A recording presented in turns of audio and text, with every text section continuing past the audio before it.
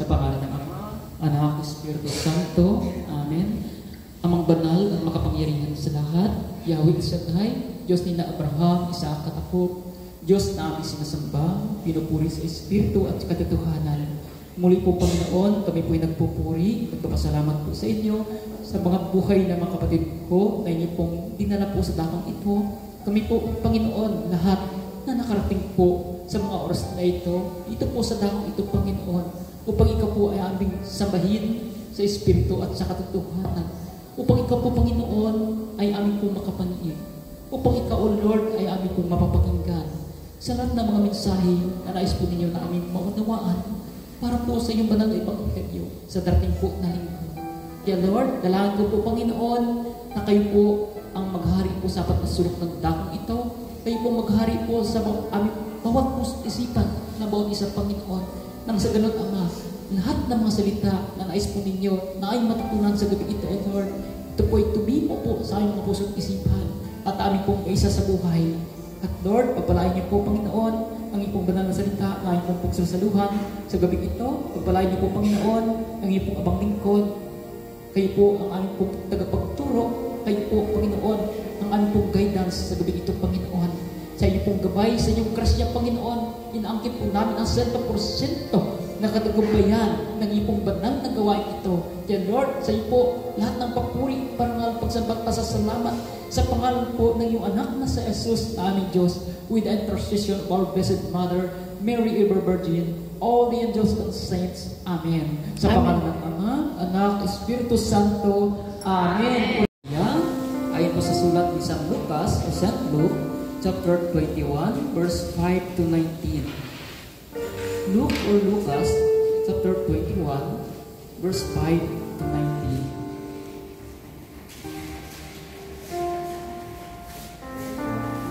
Luke or Lucas, chapter 21, verse 5 to 19.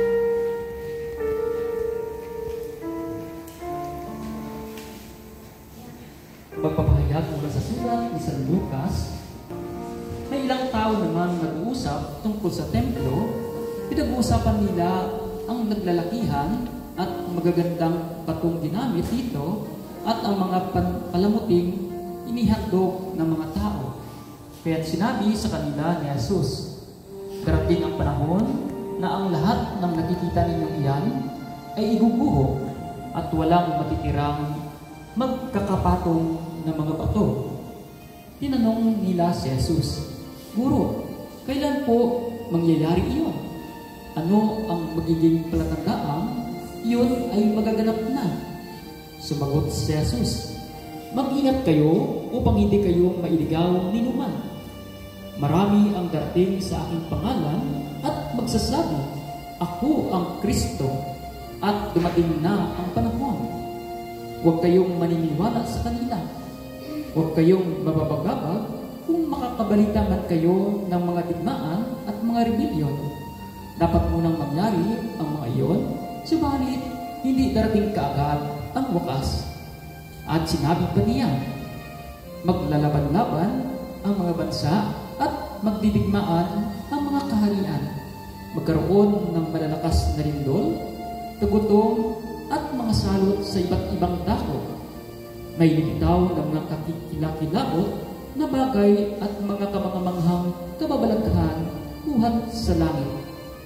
Ngunit bago mangyari ang lahat ng ito, kayo'y dadakpin at uusigin. Kayo'y lilipisin sa mga sinagoga at ipabibilanggo. At dahil sa pagsunod ninyo sa akin, isasakdal kayo sa harap ng mga hari at mga gobernador. Iyon ang pagkakataon ninyo upang magpapakatotoo tungkol sa atin. Ipanatag ninyo ang inyong kalooban at huwag kayong mababahala kung paano ninyo ipagtatanggol ang inyong sarili sapagkat bibigyan ko kayo ng katalinuhan at ng pananalitang hindi kayang putulan o pabulaanan ng sinumang sa inyong mga kaaway. Ipagkakanulo kayo ng inyong mga magulang, mga kapatid, mga kamag-anak at mga kaibigan at ipapatay nila ang ilan sa inyo. Kapuputan kayo ng lahat dahil sa pagsunod sa akin. Ngunit hindi kayo malalagasan kahit isang himla ng buhok. Sa inyong pagtitiis ay maliligtas ninyo ang inyong buhay. Mga kapatid ko sa pananampalataya, ang mabuting balita ng ating kaligtasan. Pinupuri ka namin, Panginoon Kristo. Sabihin mo sa kapatid mo, katabi. Katabi! Handa ka na ba? Handa na ba? Sa katapusan. Sa katapusan Ng mundo. ng mundo. Ano sagot? Amen. Hindi pa. Sabi mo, ano man yan? Ano man yan? Umupo ka na lang. Umupo ka na lang. Sa maganda pinagpalang gabi po sa ating lahat, mga kapatid, kamusta na po ba ang mga anak ni Yahweh El Shaddai? Amen.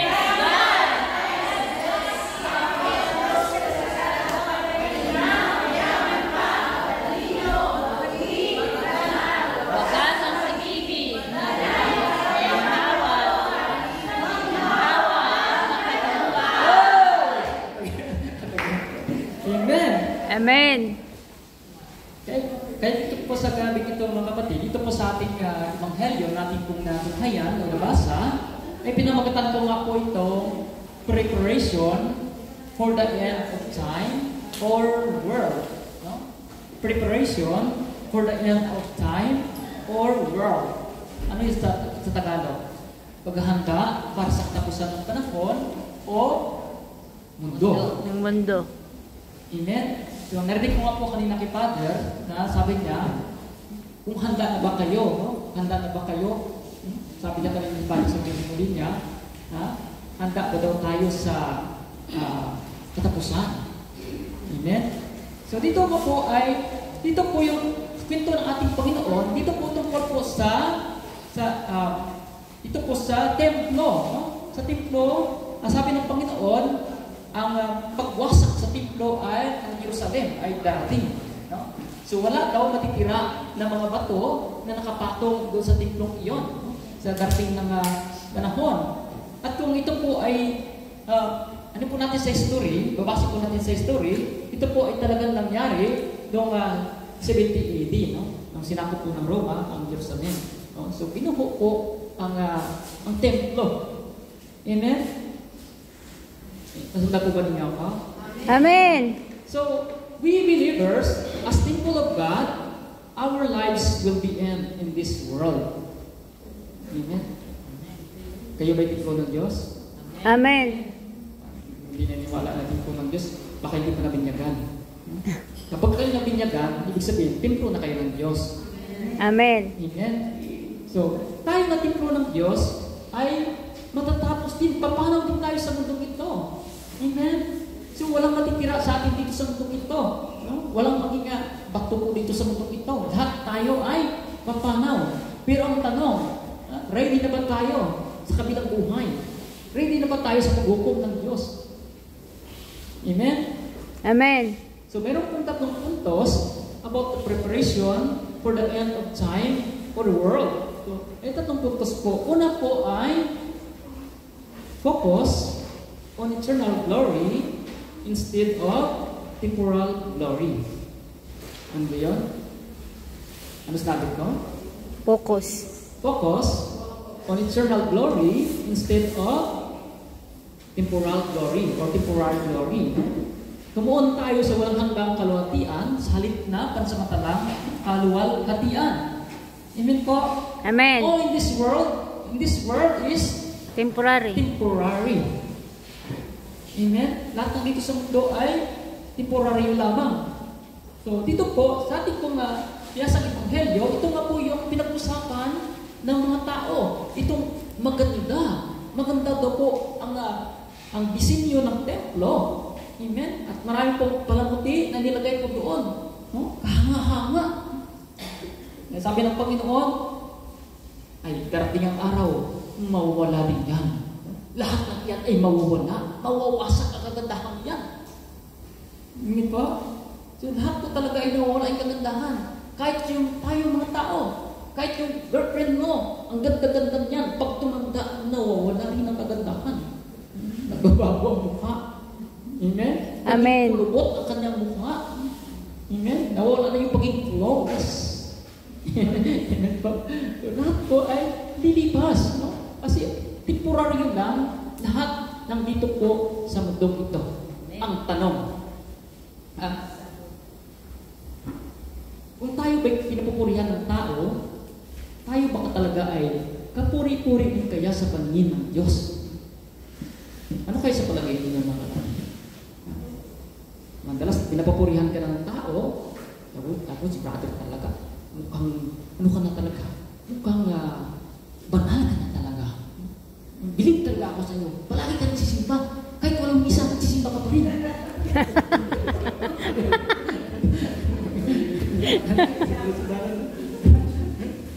Ang tanong, nagsisimba pa tayo, talaga ba ay ating pagsisimba, pagtulog sa Panginoon, talagang may kalugod-lugod? Ang tanong, yun ang malaking tanong. Ang isa, nagsisimba ka na. Ibang klase yun lang. So, wala tayong itatago sa Diyos. No? God knows each and every one of us. God knows inside our heart. And God knows our motives. Amen? Amen. Hindi tayo magkunwari sa ano natin, sa kapwa natin, hindi tayo magkunwari. Pero sa Diyos, hindi tayo pwede makakunwari. Amen. Amen? So, meron pa akong napakinggan tungkol po sa sulat na sa libro po ni Monsignor Luis Gaston Adrin de Sigor. Si Monsignor Luis Gaston Adrin de Sigor. Siya po siyang Prince Bishop and Charitable Pioneer. Prince Bishop po siya, Bishop, no? Si Monsignor nga. Ito po, yung kanyang sinulat po, sabi po niya, yung isang binata ay meron po siyang isang mortal sin. No? Hindi po niya ito masabi-sabi sa confession kasi nahihiya po siya kasi kakahiya po talaga yung kanyang kasalanan. Amen?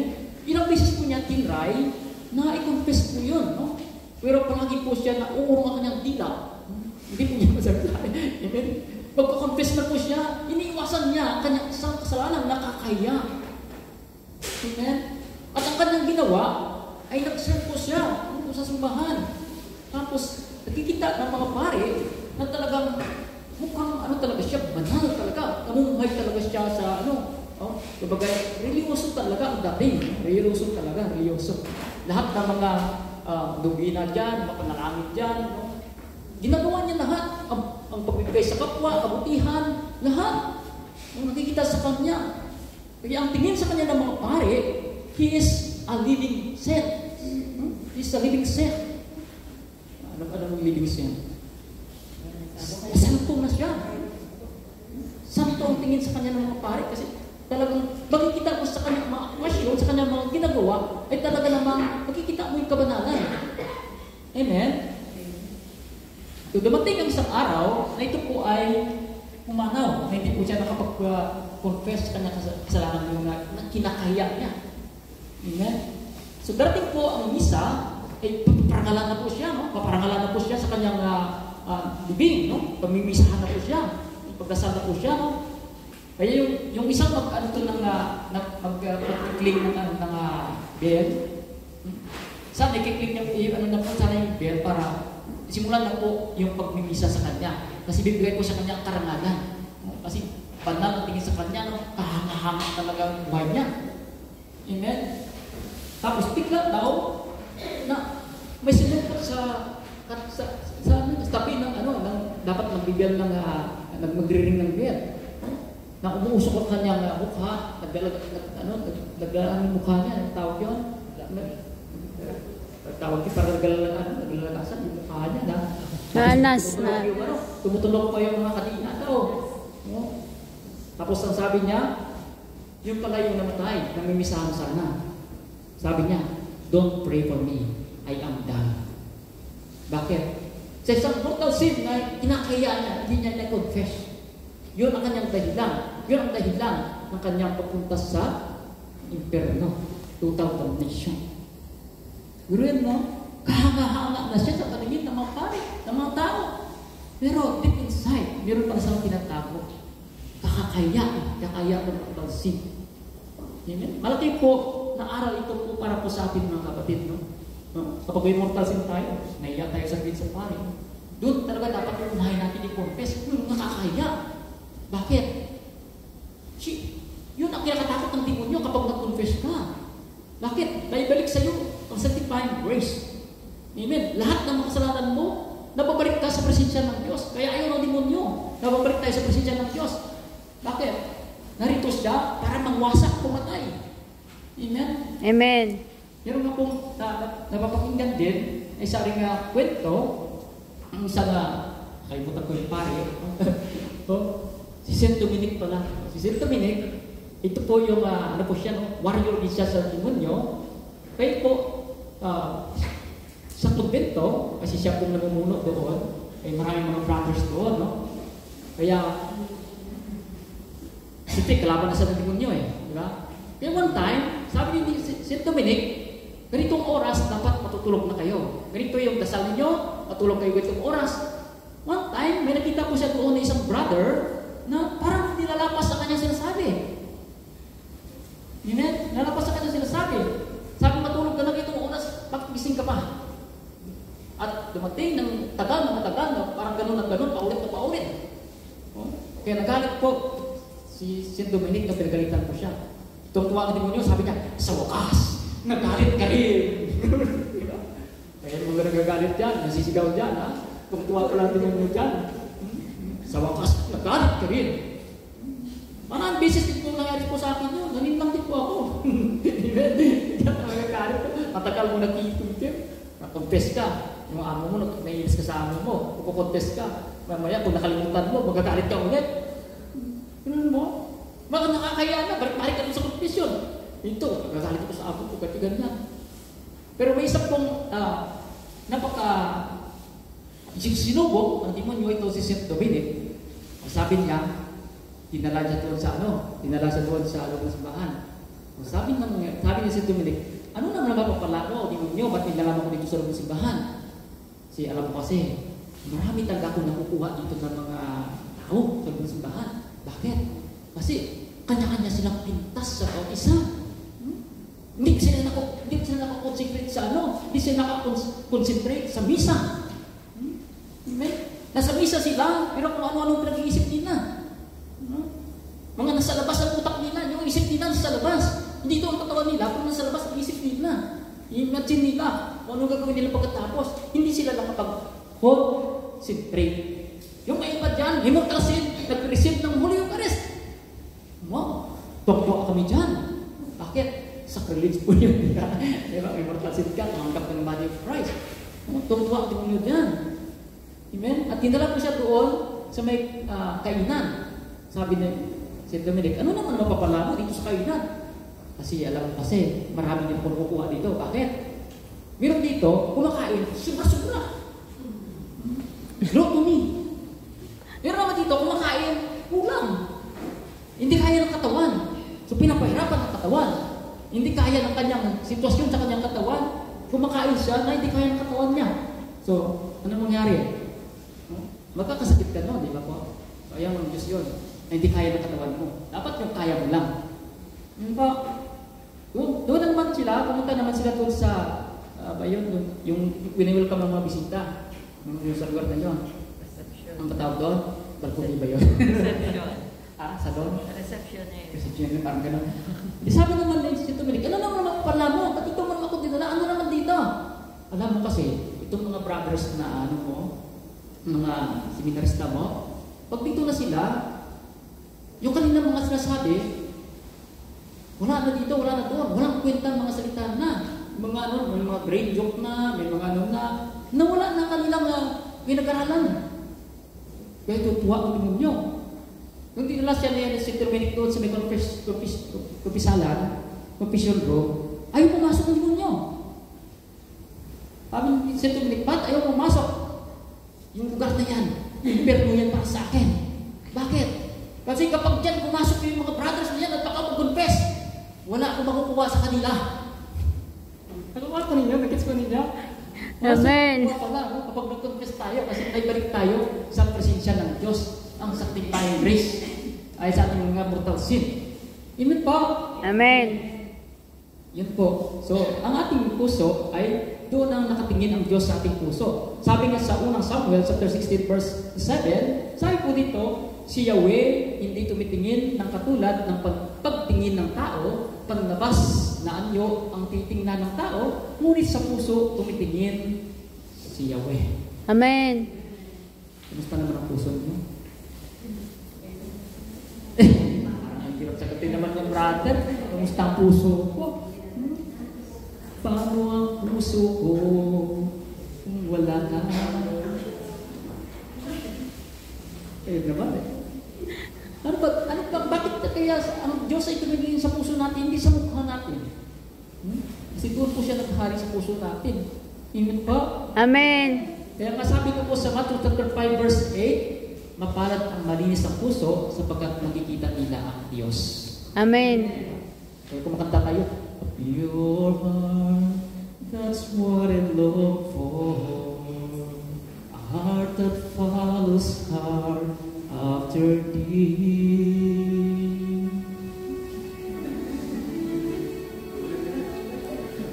Alert talaga yung ating instrumentalist, no?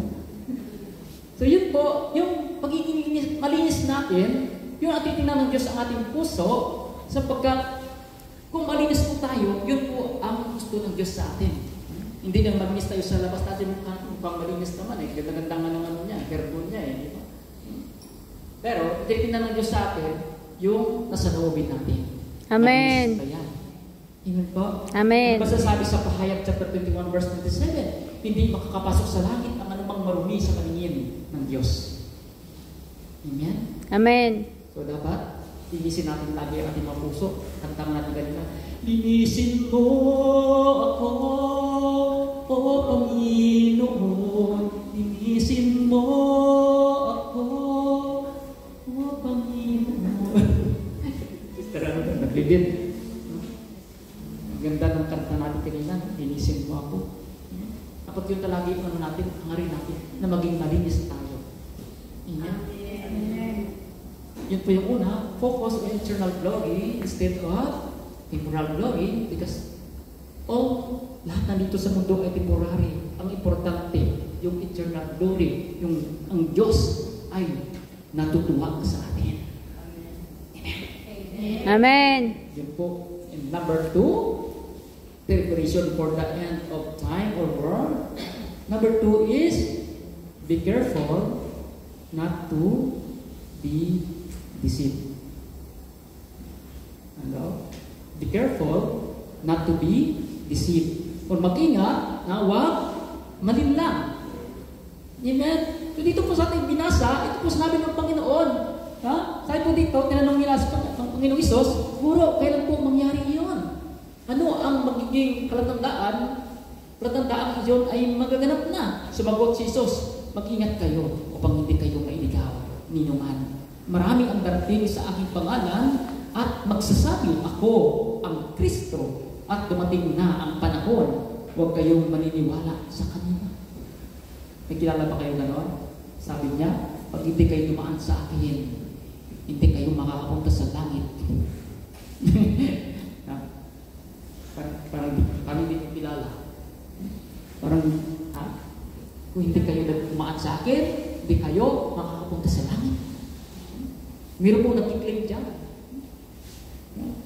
Siguro kilala na po ninyo yan. Ngayon po. Amen.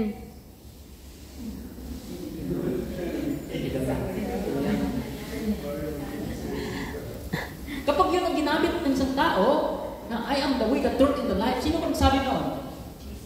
Jesus. John 14:6. Jesus said, I am the way, the truth, and the life.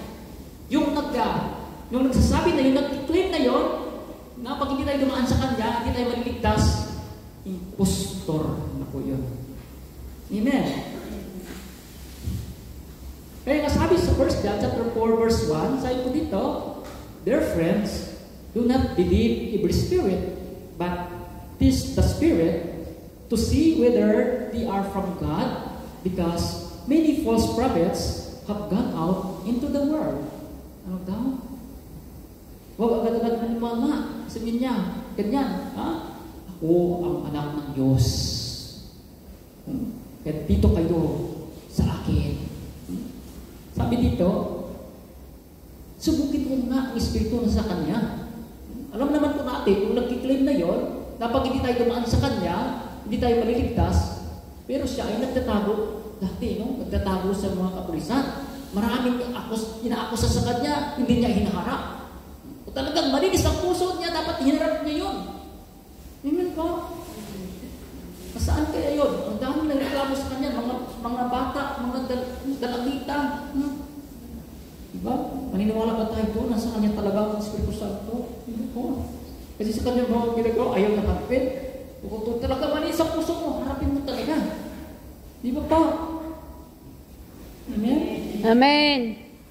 Sabi sa 2 Corinthians, chapter 11, verse 14, and no wonder, for even Satan disguises himself as an angel of light. No, yun pala yun. Pagkunwari, kahit ang demonyo, hindi siya magkunwari, no? Na? Anghel ng kaliwanag. Anghel ng liwanag. Yun pala yung kunwari, pagkunwari. Amen? Disguising himself.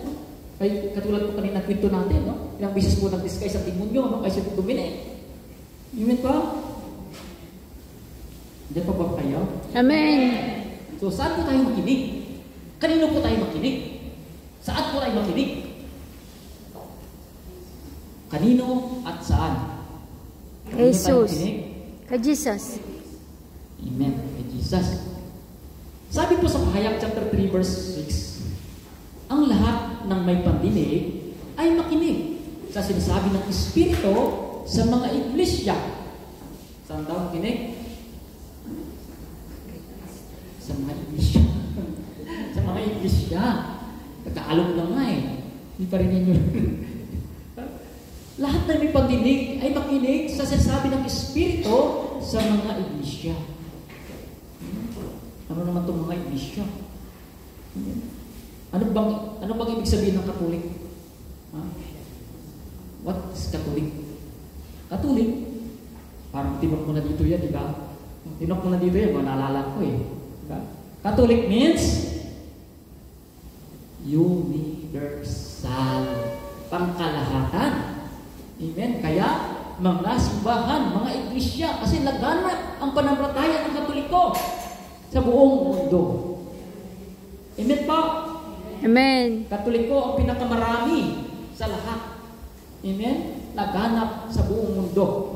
Ano sinabi ng Panginoon sa Lucas chapter 10 verse 16 sa kanyang mga apostol? Sabi niya, ang nakikinig sa inyo ay sa akin nakikinig. Ang nagtatakwil sa inyo ay nagtatakwil sa akin. At ang nagtatakwil sa akin ay nagtatakwil sa nagsugo sa akin. Ano? Kapag hindi tayo nakinig sa kanyang simbahan, hindi tayo nakikinig kay Kristo. At ang hindi tayo nakikinig kay Kristo, hindi rin tayo nakikinig sa Ama. Amen? Amen. Kaya saan tayo makinig? Sa iglesia, sa simbahan. Amen? Huwag kung kanino mga magsasalita sa inyo din sa labas. Wala naman, ano naman, nagpuprotesta naman dito sa simbahan. Amen? Wala sa kanilang tunay na Espiritu. Dito ang tunay na Espiritu sa iglesia. Ang Panginoong Jesucristo. Sa iglesia ni Cristo. Iglesia ni Cristo. Ito ang tunay na iglesia ni Cristo. Hindi yung iglesia ni Manalo. Kasi ang iglesia ni Cristo dapat ang nagtatag si Cristo. Hindi yung iglesia ni Cristo pero nagtatag si Manalo. Manalo na tayo dyan. Amen po. Amen. Amen. Ito po yung bago po, yung ang mga apostol ay nagtatago po sila doon sa upper room. Ano ba sasabi ng Panginoon? Sa John chapter 20, verse 21 to 22. Sabi ng Panginoong Isus sa kanyang mga lagat, as the Father has sent me, so I am sending you. Then he breathed on them and said, receive the Holy Spirit. Amen. Sa kanya pala, sa mga apostol, binigay ang Holy Spirit. Amen? Ibig sabihin, the church fathers, lahat po sila ng mga apostol. Wala pong ibang sikta doon. Amen? Lahat po yung Katoliko. Amen? The apostles, 11 apostles na tira ng huli, namatay na si Judas, lahat po yan ay Katoliko. Amen? Wala akong ibang sikta doon. Kaya excuse me. Excuse me, ang Espiritu Santo. Excuse me. Amen po? Amen. Sa simbahan daw. Ano sabi ng Panginoong Isus? Sa Matthew chapter 16 verse 18 to 19. Sabi niya kay Simon Pedro, sabi niya, "And I tell you that you are Peter, and on this rock I will build my church, and the gates of Hades will not overcome it." Ano daw? Walang kapangyarihan ng kamatayan sa simbahan na kanyang itatatag. Hindi niya sinabi dito, mga simbahan, itatatag ko sa ibabaw ng batong ito. Sabi niya, ang simbahan ko, isa lang. Isa lang. Amen? Isa lang simbahan na tinatag ng Panginoon Isus. Kaso lumaganap sa buong mundo. Amen? Amen? So, isa lang. Walang iba kundi ang Catholic Church sa ibabaw ni Pedro.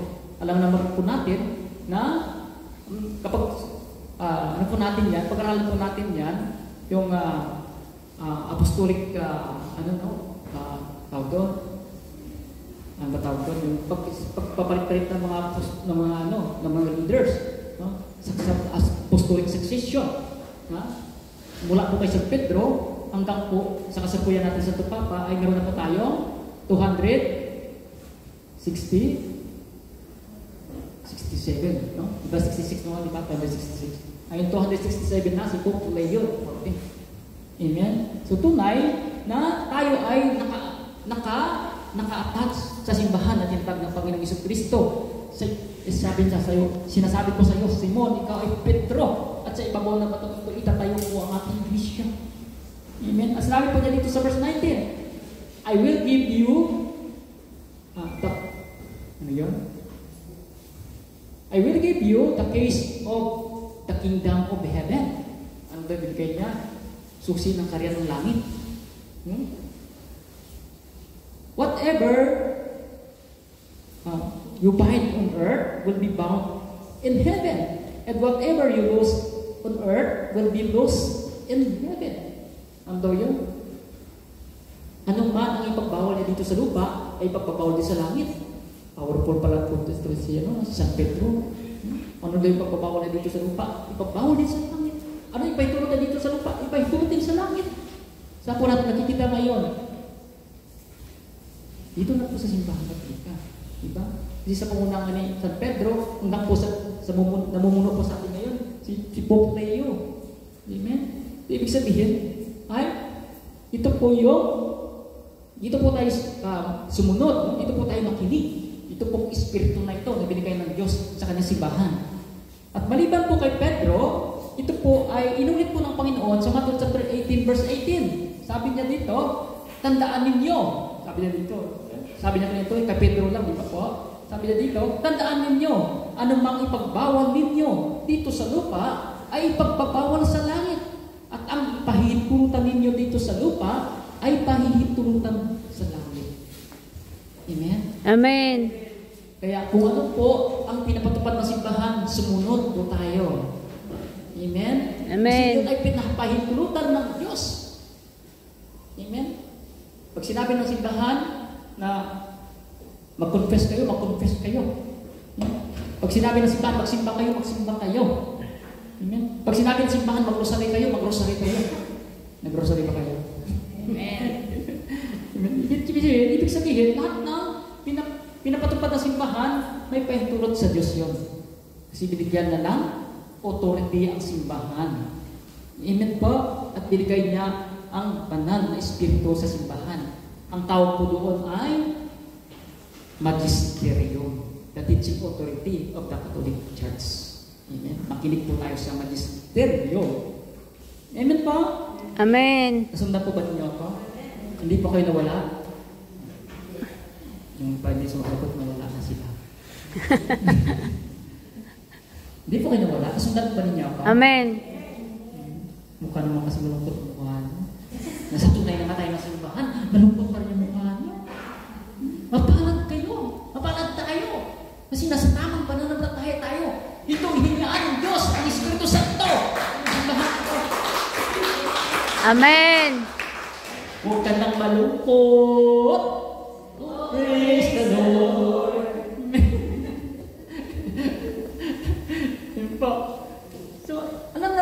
natin, yung mga kapatid natin sa ibang pananampalataya o Protestant, ay ang kanila pong mga turo ay, halimbawa po ay yung faith alone.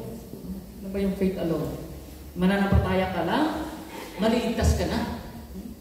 Diba? Ganun ang kanilang pananampalataya. Sa ating Katoliko, ano ay ating pananampalataya? Faith, and good works. Faith and works. No? Faith in action. Ano ba sasabi sa James chapter 2 verse 17? Sabi po dito, in the same way, faith by itself, it is not, if it is not accompanied by action, is dead. Ito? Ang pananampalataya na walang kasamang gawa ay patay. Amen? Yan maling-mali talaga. Bible pa lang, mali na yung faith alone. Mananampalataya ka lang, no? Sa Panginoong Jesucristo, ikaw ay maliligtas. Para ginakuha ko nila doon, yung suot sa gawa, yung na-convert na yung Gilgard, di ba po? Sabi niya, believe in Jesus and you and your household will be saved. Doon lang po sila. Pero hindi nila sinundan ng lahat po na yun ay nagpabautismo. Pinutol na. Amen po? Amen. Kaya huwag ka basta-basta maniwala sa mga putol-putol. Huwag yung maputol. Ano pa? Yung kaninang yung sinasabi na against po sila sa confession sa pari. Bakit magkukonfess sa pari? Di ba yung pari kayong kasalanan din? Di ba? Direct to God kami. Yeah, meron narinig niyo yan? Direct to God na. Direct to God. Bakit magdadaan kami sa pari? Hindi marinig na pari yung kasalanan niyo. Amen? Sabi nila, ay narinig naman ng Diyos lahat. God is all-knowing. Yes. Of course. God is all-knowing. Amen. Ano pa sasabi sa Isaiah chapter 59 verse 2? Di naririnig ng Diyos ang mga makasalanan. Hindi niya makikita. Amen. So, halimbawa po ng confession sa Biblia, ay Hope. Di ba si Hope? Meron po sa kaibigan, di ba, nung nakasala sila, no? Kaya lumapit sila kay Yahweh. Sabi ni Yahweh, hindi ko kayo papakinggan. Ang alagad ko lang papakinggan po si Hope. Kaya bumalik kayo kay Hope. Di ba? Hindi sila tinanggap ni Yahweh. Kasi hindi nila sinasabi kay Hope ang tama. Amen?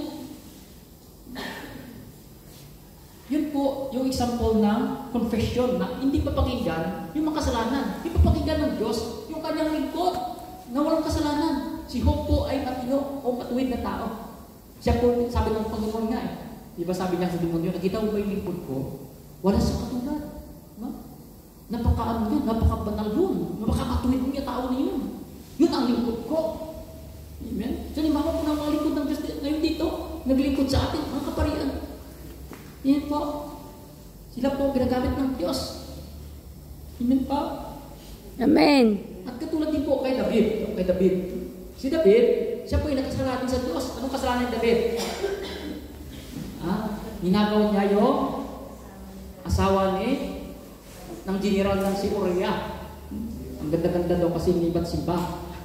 Sabi niya, apa sa akin ka rin. Oh, ang ganda-ganda mo. Sabi niya, sino yung nagligo doon maganda? Sabi ng tawag, ay asawa yung ng ano mo, ng general mo, ustalo mo, na si Uriah. Sabi niya, o sige, ipapalaban ko yan. Ipapasubo ko yan si Uriah. Siya ang harap sa kalaban. Doon siya sa unahan para mamatay siya agad. Ito natin yung nasabi ni David.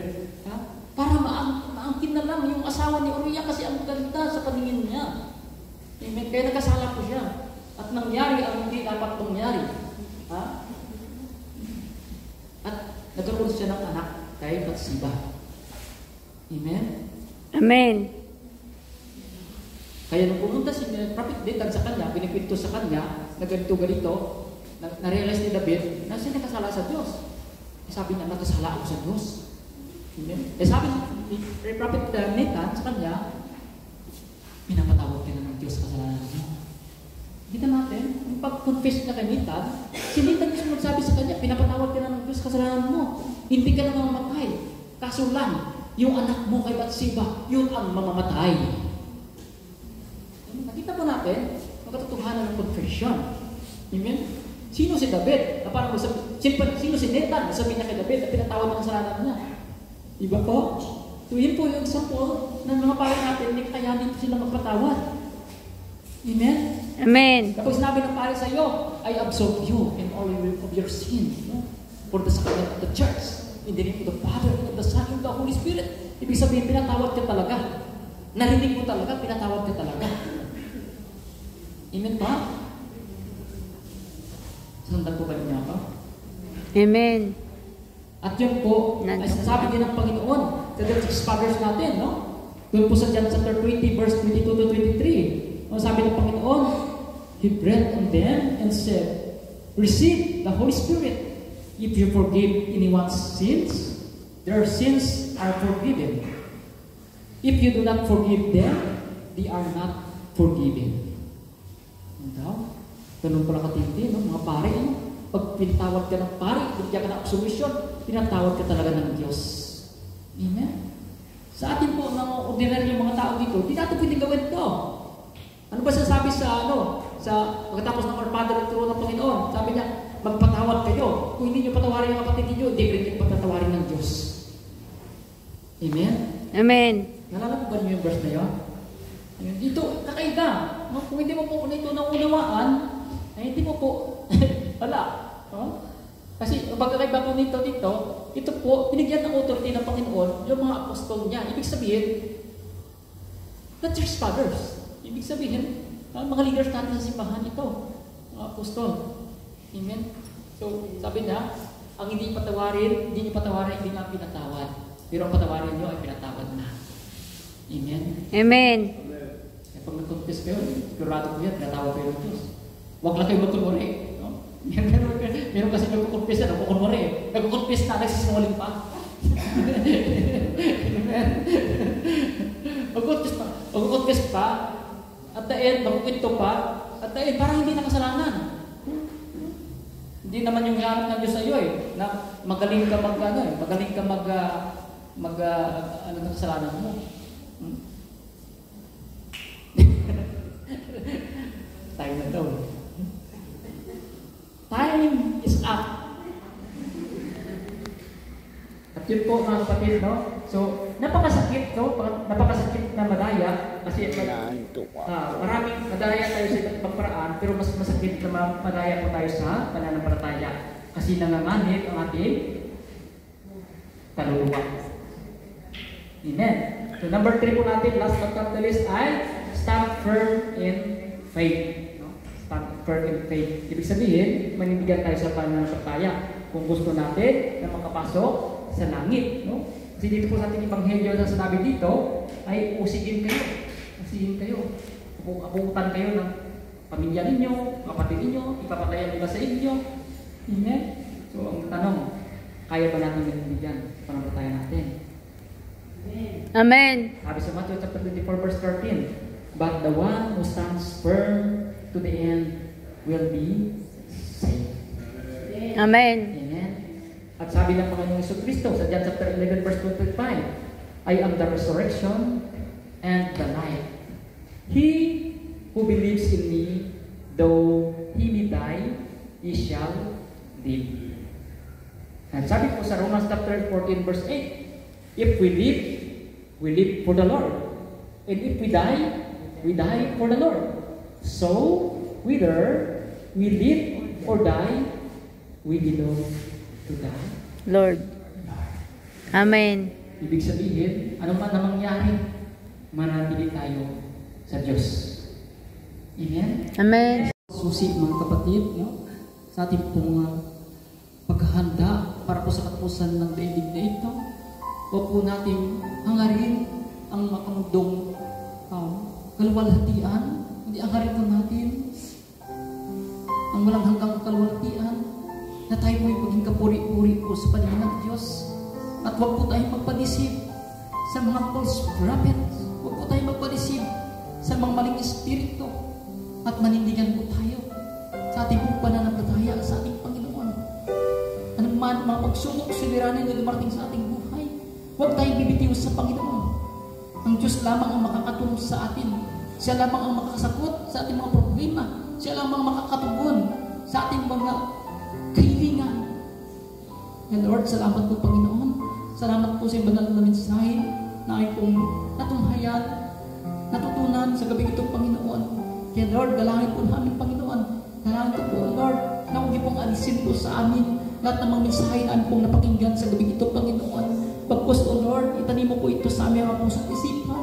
O ito po Panginoon ay ayon pong isa sa buhay. Lord, patuloy pong pagpalain Panginoon ang aming buhay. Pagpalain po Panginoon ang aming pong mga prayer request Panginoon. Ang mga tinataas po ng aking mga kapatid na ito Panginoon. At tuman po Panginoon ang kanilang mga prayer request, ang kanilang mga handbag sa mga wallet, mga tubig langis Panginoon dito Panginoon, rosary, kanilang po tinataas Panginoon. Pagpalaan niyo po ito Panginoon. Ito po Panginoon ay gamitin niyo po para po sa pagbuti po namin ng aming pong kapwa. Ito po Panginoon, maging instrumento po Panginoon ng inyong pong kabanalan, kabutihan po Panginoon. Maalala po namin, O Lord God, ang inyong pong presensya lagi Panginoon. At kami po Panginoon, lahat ng kanilang mga nakasulat na prayer request at maging po hindi nakasulat ang kanilang mga prayer request Panginoon, na sa kanilang pong mga iniisip Panginoon, na kanilang pong gusto itaas sa iyo Panginoon, ang nilalaman po ng kanilang mga puso Panginoon. Lord, sanansan niyo po Panginoon, ano po ang gusto po nila Panginoon, nilapit po sa inyo Panginoon, na mga kapatid po nito Panginoon. Lord, we pray Lord God, na sa tamang panahon Panginoon, in your right time Panginoon, ang lahat ng kanilang mga prayer request nito Panginoon, kayo po nakakaalam Panginoon, kung ang the best Panginoon ibigay sa kanila, kung kailan na po yun Panginoon. We entrust all of this to you Lord God, because you know the best Panginoon. Kayo lamang po Panginoon nakakaalam ng lahat ng ikaw buti po namin Lord God, ikakadagumpay po namin Panginoon. Ganun din po Panginoon, pupalain niyo rin po na mahatuloy ka po na kayong mga kapatid na ito Panginoon. Hindi po sinabi Panginoon na kami ay magbigay, ibabalik niyo po ito sa amin, higit sa aming inasahan, siksik-liglig at umaapaw pa. Kaya Lord, salamat po Panginoon. Salamat po sa pribilehiyo Panginoon na patuloy ibigay po sa amin Panginoon upang patuloy po kami mga paglingkod. And Lord, patuloy pagpalain po ang private prayer group Panginoon, sa pamuna po ng mga core group Panginoon, sila po ni Sister Lilith Panginoon, sa kasama niya po Panginoon, sa mga choir dito Panginoon, patuloy po pagpalain ang kanilang mga buhay Panginoon, patuloy silang gamitin Panginoon, ang iyong pong instrumentalist Panginoon, ang lahat po Panginoon na walang sawa na dumadalo po sa iyong pong banal na gawain Panginoon. Papalain niyo po kami lahat Panginoon, patuloy kami Panginoon na gamitin Panginoon, na maging daluyan ng iyong biyaya at pagmana para po sa aming pong kapwa niyo po Panginoon. Pagpalain niyo po Panginoon ang darating po ng anniversary po ng Mother's Chapter Panginoon. Pagpalain po ang lahat ng maging gaganapan po ito Panginoon, lahat ng gagamitin po ito Panginoon. Basbasan sila Panginoon mula ulo hanggang talampakan. At kaya po Panginoon, lalo na po Panginoon ang iyong pong gagamitin. Magpapagamit po sa inyo Panginoon, sa iyong message Panginoon. Si Brother Bong Ricardo Mandia Panginoon, pagpalain po kanyang buhay, paglalo po sa kanyang Panginoon, ang divine knowledge and wisdom, lahat po Panginoon ang mensahe na nais po ninyo iparting po sa lahat po Panginoon, sa darating po Panginoon ng anibersaryo ng Mother Chapter next week Panginoon, November 22 Panginoon. Lord, lahat ng ito Panginoon, ipinagtiwala po namin sa inyo. At ganoon din po Panginoon, sa aming pong paghiwalay-walay pansamantala Panginoon, sa paglabas po namin sa lugar na ito Panginoon, patuloy kami ingatan Panginoon, upang makarating po kami ng malulahati sa aming pong babarikang mga bahay, trabaho, sa plat namin po Panginoon. Lord, wala po kami ibang masabi na po Panginoon, kundi ibalik po sa inyo ang pinakamalaas na papuri, parangal pagsabat pa sa salamat sa pangalan po na iyong anak na si Jesus, aming Diyos, with the intercession of our Blessed Mother, Mary, ever Virgin, all the angels and saints. Amen. Hail Mary, full of grace, the Lord is with you.